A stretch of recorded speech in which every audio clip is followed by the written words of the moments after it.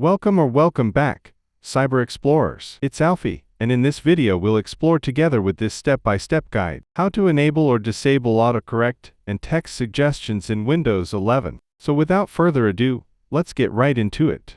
In Windows 11, you can enable or disable autocorrect and text suggestions from the time and language. These options let you control whether Windows automatically corrects misspelled words and shows predictive suggestions while typing. Steps: press Windows key +I to open settings. Go to time and language, then typing. You'll see several toggles. Show text suggestions when typing on the physical keyboard. Toggle on, off. Autocorrect misspelled words. Toggle on, off. Highlight misspelled words. Toggle on, off. Multilingual text suggestions. Toggle on, off if you type in multiple languages. Important notes: autocorrect may change technical terms or names incorrectly. If you often type specialized vocabulary, you may prefer disabling it. Text suggestions improve typing speed, but they can be distracting if you prefer clean input. These settings apply system-wide, meaning they affect all apps where you type. And that's it for today. If you found this video helpful,